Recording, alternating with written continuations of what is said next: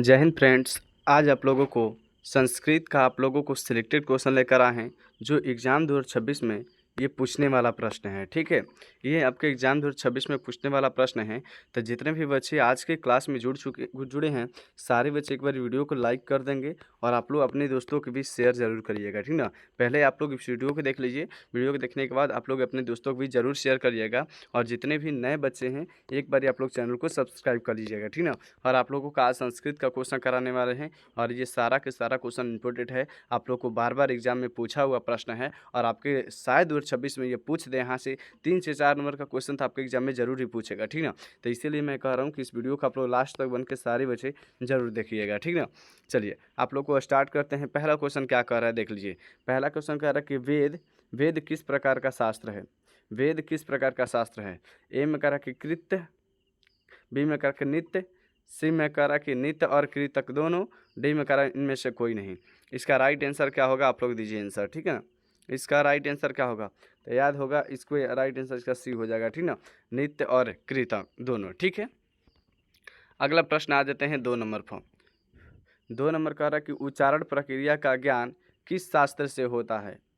ए में कह रहा शिक्षा, बी में कह रहा कल्प, सी में कह रहा छंद, डी में कह रहा निरुक्त। तो याद रखना है ए हो जाएगा। ठीक ना, शिक्षा से। चलिए देख लेते हैं अगला। ये संस्कृत का प्रश्न है और ये सारा के सारा बहुत ज़्यादा इंपॉर्टेंट प्रश्न है। ठीक ना, आपके एग्जाम में ज़रूर पूछेगा। तो जितने भी नए बच्चे हैं, नए बच्चे आप लोग एक बार चैनल को सब्सक्राइब कर लीजिए। और देखिए आप लोग के पास तीसरा नंबर क्वेश्चन है, पटना नगर की पालिका देवी कौन है।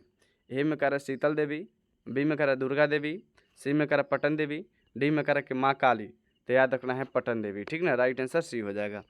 चलिए देख लेते हैं अगला प्रश्न। अगला प्रश्न कह रहा है गुरु गोविंद सिंह सिख संप्रदाय के कौन गुरु थे। ए में करा दसम गुरु, बी में करा प्रथम गुरु, सी में करा पंचम गुरु, डी में करा अष्टम गुरु। तो याद रखना है दसम गुरु। ठीक ना, राइट आंसर ए हो जाएगा। चलिए देख लेते हैं अगला प्रश्न। अगला प्रश्न कह रहा है कि मेगास्थनीज कहाँ का राजदूत था। ए में करा यूनान का, बी में करा चीन का, सी में करा श्रीलंका का, डी में करा जापान का। तो याद रखना राइट आंसर इसका ए हो जाएगा। ठीक ना, यूनान का।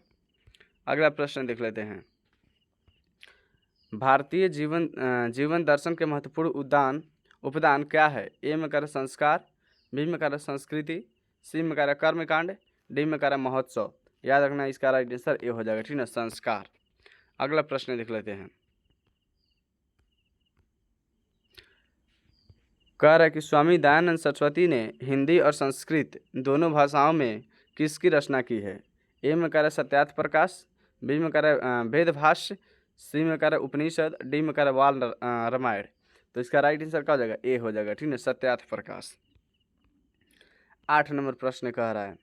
8 नंबर प्रश्न कह रहा है कि कन्यासी पद का क्या अर्थ होता है। ए में कह रहा बड़ी, बी में कह रहा छोटी, सी में कह रहा पत्नी, डी में कह रहा पुत्री।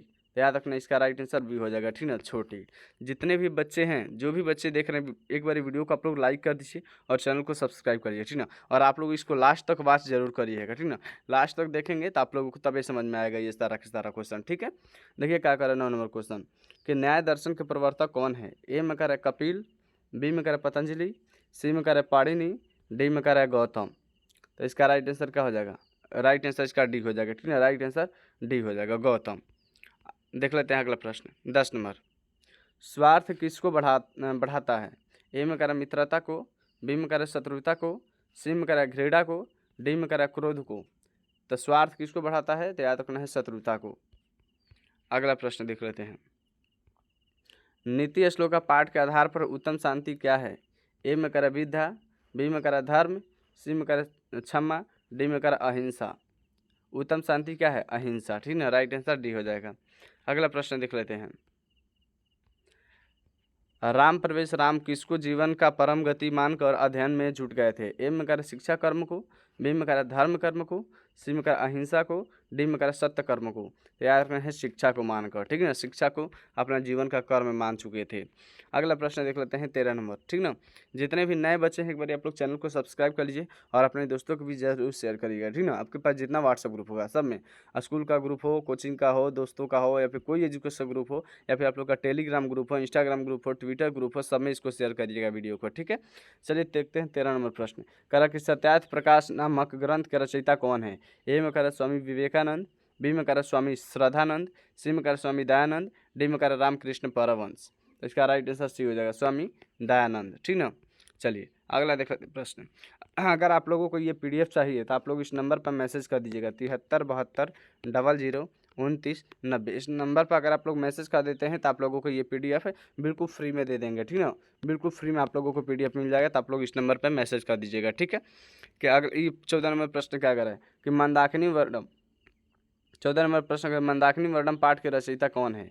ए में करा महर्षि वेद व्यास, बी में करा महर्षि वाल्मीकि, सी में करा कि कालिदास, डी में करा है तुलसीदास। तो इसका राइट आंसर क्या हो जाएगा? महर्षि वाल्मीकि। ठीक ना, राइट आंसर इसका बी हो जाएगा। चलिए देख लेते हैं अगला प्रश्न। 15 नंबर, वीरेश्वर कैसा मंत्री था? ए में करा दयालु, बी में करा ईमानदार, सी में करा क्रूर, डी में करा दुष्ट। याद रखना है दयालु था। ठीक ना, राइट आंसर इसका ए हो जाएगा। चलिए देख लेते हैं अगला प्रश्न। 16 नंबर, करा आलसशाला में आग क्यों लगाई गई? ए में करा कि आलस्यों की परीक्षा लेने के लिए, बी में करा आलस्यों को भगाने के लिए, सी में करा आलस्यों को जगाने के लिए, डी में करा आलसशाला का खर्च कम करने के लिए। तो इसका राइट आंसर ए हो जाएगा, आलस्यों की परीक्षा लेने के लिए। अगला प्रश्न देख लेते हैं। 17 नंबर प्रश्न। 17 नंबर प्रश्न क्या कह रहा है? 17 नंबर कहा कि वरदाम्बिका परिणय किसकी रचना है? ए में करा गंगा देवी की, बी में करा क्षमा राव की, सी में करा पुष्पा दीक्षित की, डी में करा तिरुलंबा की। तो इसका राइट आंसर का तिरुलंबा। ठीक है ना। अगला प्रश्न देख लेते हैं। 18 नंबर क्या कह रहा है? 18 नंबर कह रहा है कि भारतीय धारा कैसी है? ए में करा कि अशोभना, बी में करा विशाल, सी में करा अशोभनीय, डी में करा मलिन। तो भारतीय धारा कैसी है? विशाल है। ठीक ना। अगला प्रश्न देख लेते हैं। करा कि आधुनिक काल की संस्कृत लेखिकाओं में कौन अति प्रसिद्ध है, मतलब अधिक प्रसिद्ध है? ए में करा पंडिता क्षमा राव, बी में करा पुष्पा दीक्षित, सी में करा वनमाला भौलाकर, डी में करा मिथिलेश कुमारी मिश्र। तो इसका राइट आंसर ए हो जाएगा। ठीक ना, पंडिता क्षमा राव। अगला प्रश्न देख लेते हैं। क्या कह रहा है? 20 नंबर, कलर चेंज कर लेते हैं। कह रहा है कि कर्ण किसके पक्ष से युद्ध कर रहा था? कर्ण किसके पक्ष से युद्ध कर रहा था? ए में कह रहा है कि पांडव के पक्ष से, बी में कह रहा है कौरव के पक्ष से, सी में कह रहा है अपने पक्ष से, डी में कह रहा है किसी के पक्ष से नहीं। तो याद रखना है जो कर्ण था ना वो किसके पक्ष से था? कौरवों के पक्ष से। अगला प्रश्न देख लेते हैं। कह रहा है कि किस कारक में तृतीय विभक्ति होती है? ए में कह रहा है संप्रदान, बी में कह रहा है अपादान कारक, सी में कह रहा है करण कारक, डी में कह रहा है सी में कह रहा है अधिकरण कारक, डी में कह रहा है करण कारक। तो याद रखिए कर्ता ने कर्म को करण से, करण तीसरा पकड़ता है करण से ना, तो इसका राइट आंसर डी हो जाएगा। अगला प्रश्न देख लेते हैं। 22 नंबर, कह रहा है कि उपसर्गों की संख्या है? ए में कह रहा है 18, बी में कह रहा है 7, सी में कह रहा है 20, डी में कह रहा है 22। तो उपसर्गों की संख्या कितनी होती है? 22 होती है। अगला प्रश्न देख लेते हैं। 23 नंबर, कर क्रिया को संपन्न करने वाली क्या कहलाता है? ए में कह रहा है कर्म, बी में कह रहा है करण, सी में कहलाता है कर्ता, डी में कह रहा है संप्रदान।